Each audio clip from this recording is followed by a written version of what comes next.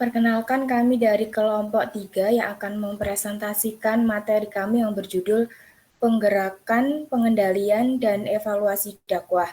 Sebelumnya kami akan memperkenalkan diri dulu. Saya sendiri Laila Marsinta Putriana dengan NIM 2112111171.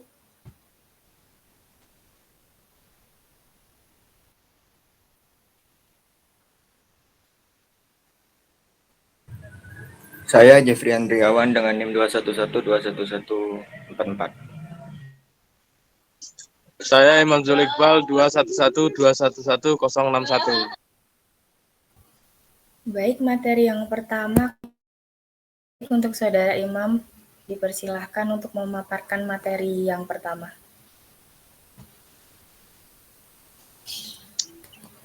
Pengertian dari dakwah sendiri. Pengertian dakwah adalah inti dari manajemen dakwah karena dalam proses ini semua aktivitas dakwah itu dilaksanakan.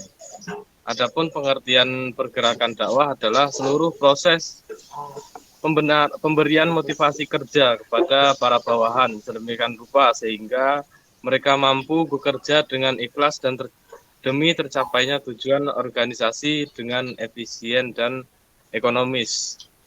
Terus ada beberapa proses pergerakan dakwah yang menjadi kunci dari kegiatan dakwah, yaitu lanjut.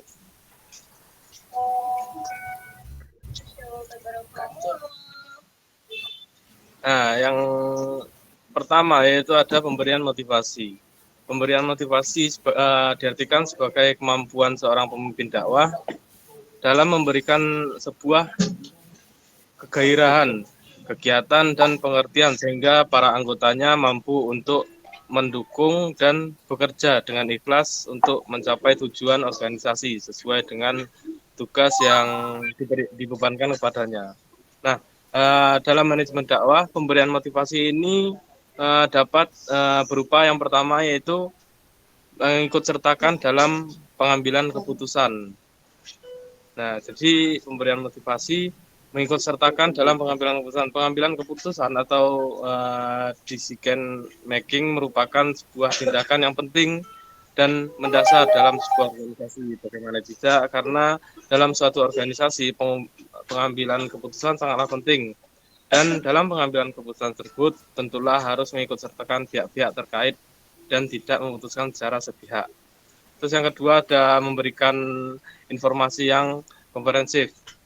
Semua fungsi manajerial dakwah itu sangat bergantung pada arus informasi, yakni data yang telah diatur atau dianalisis untuk memberikan arti yang sangat permanen mengenai semua kondisi yang berlangsung, baik yang terjadi di dalam maupun di luar organisasi. Jadi informasinya itu haruslah memiliki alur yang tepat dan juga sudah dianalisis baru disampaikan informasinya tersebut. Terus lanjut.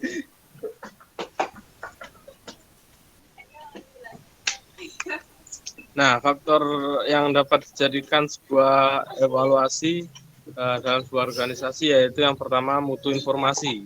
Jadi semakin akurat sebuah informasi maka akan semakin tinggi mutu dan akan semakin aman pemimpin dakwah dalam mempercayai dalam pembuatan keputusan.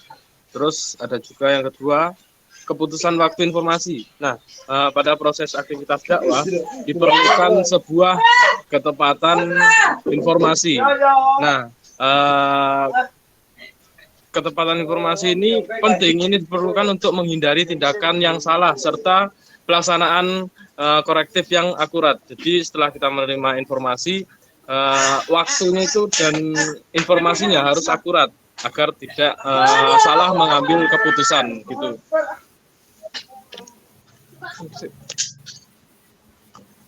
Baik, untuk materi yang selanjutnya akan dipaparkan oleh Saudara Jeffrey Adriawan. Ya, yaitu penyelenggaraan komunikasi dalam pergerakan dakwah.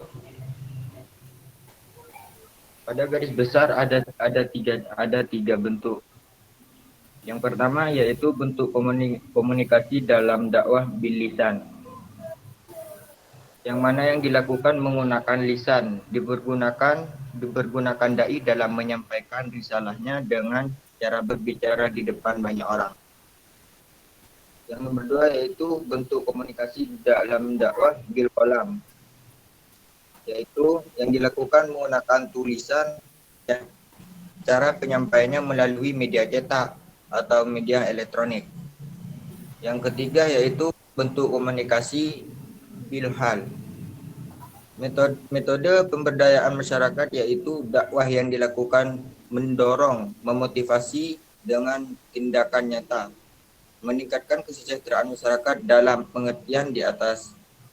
Dapat disimpulkan bahwa untuk komunikasi dakwah dilakukan oleh dai memiliki perbedaan, mempunyai dakwah dengan lisan atau menyampaikan risalah Allah dengan cara berbicara di depan banyak.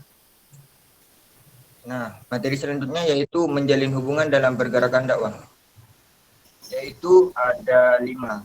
Yang pertama, berpikir sebelum berucap dan bertindak. Yang kedua yaitu memiliki kemampuan untuk memahami orang lain.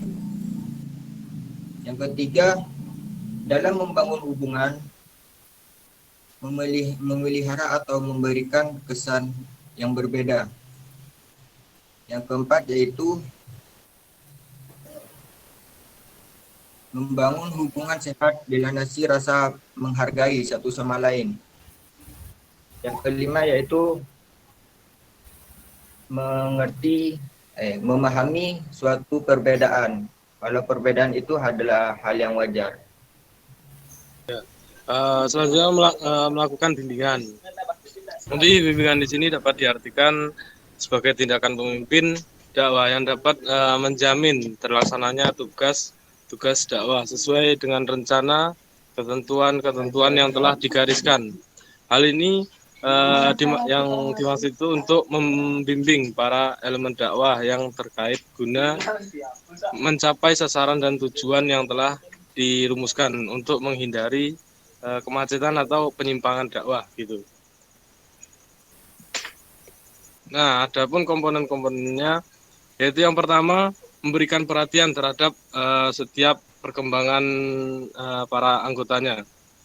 Jadi ini merupakan prinsip yang mendasar dari sebuah bimbingan di mana diharapkan para pemimpin dakwah memberikan perhatian kepada anggota-anggotanya dengan sungguh-sungguh.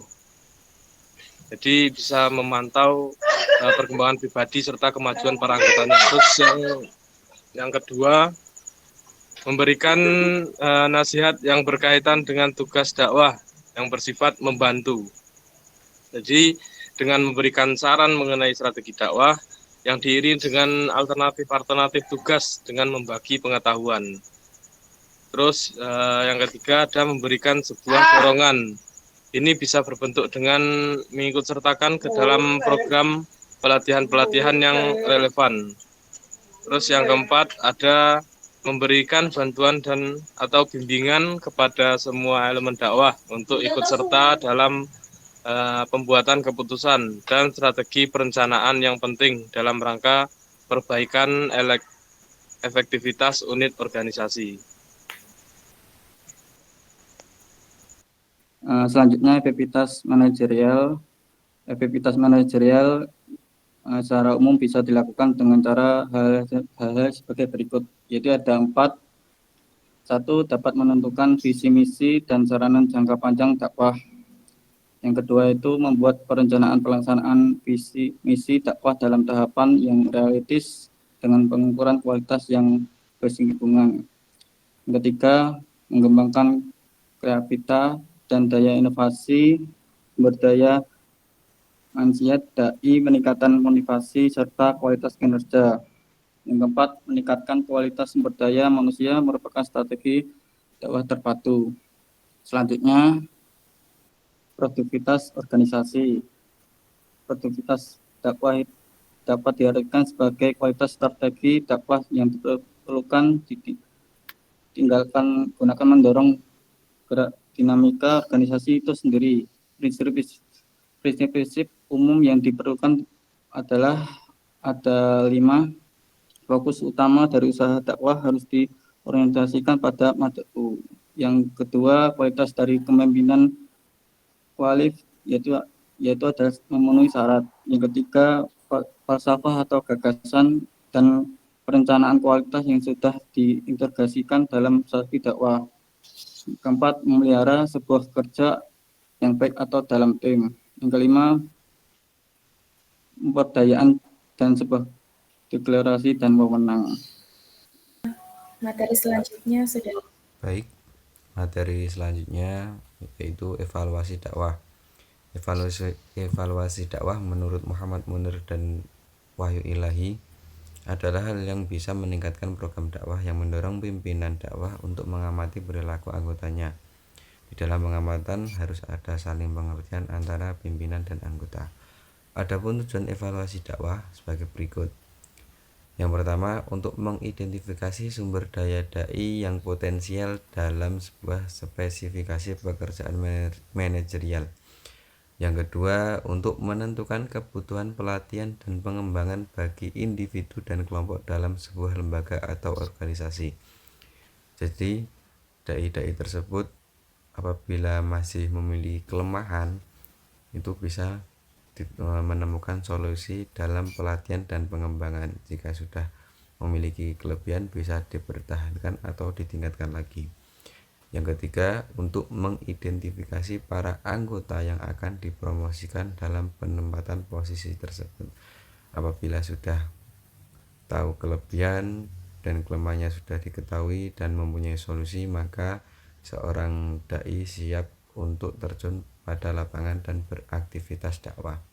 Seperti itu.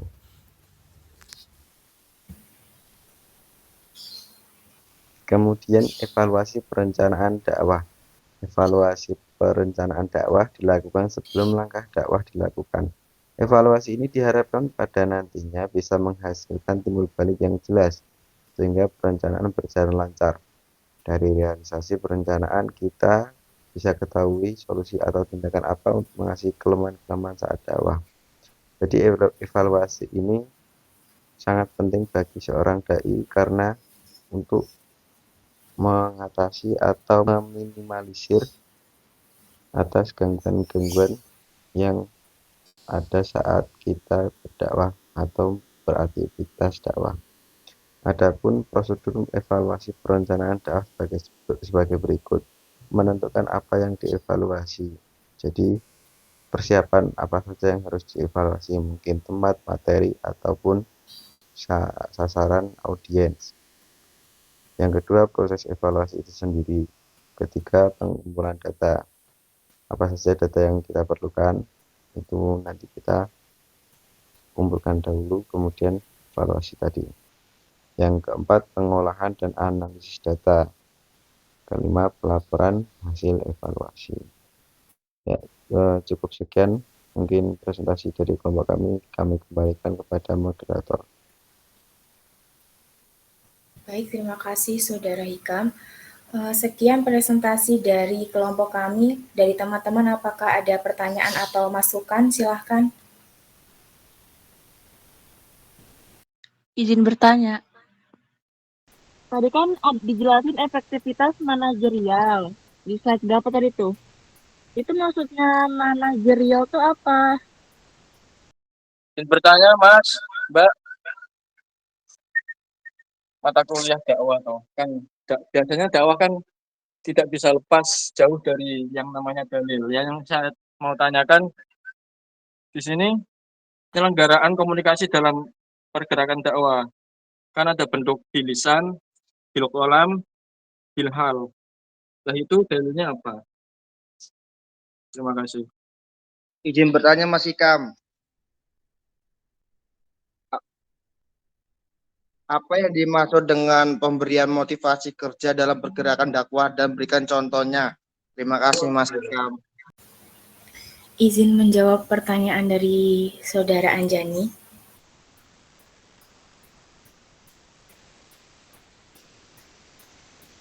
Yang dimaksud dengan manajerial yaitu bagaimana membuat proses keputusan atau menjalankan kegiatan untuk mencapai tujuan. Di sini Rasulullah SAW juga pernah berdakwah melalui beberapa tahap-tahap untuk mencapai tujuan dakwahnya.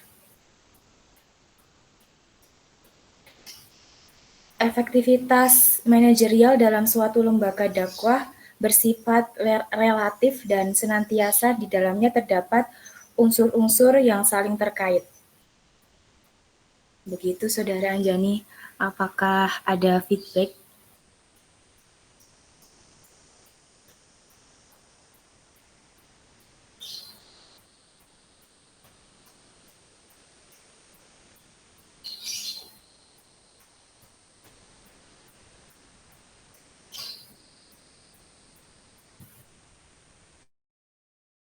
Sudah jelas Mbak Sinta, terima kasih.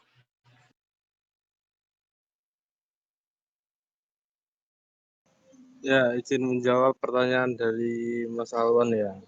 Jadi yang dimaksud dari pemberian motivasi itu ya salah satunya kan tujuan kita memberi motivasi agar terlaksananya tujuan dari pemimpin dakwah itu terlaksana dan tidak meleset. Itu tujuannya. Nah, nanti kita memberi motivasi yang sedemikian rupa gimana caranya dari para anggotanya itu memiliki semangat, memiliki gairah untuk terus berdakwah gitu. Nah, untuk contohnya seperti misalnya yang sebenarnya di bawah situ sudah ada. Yang pertama itu mengikut sertakan dalam pengambilan keputusan. Jadi ketikanya kita mengajak seseorang untuk mengambil keputusan secara tidak langsung kita menyatakan bahwasannya orang yang kita ajak itu dia penting bagi kita.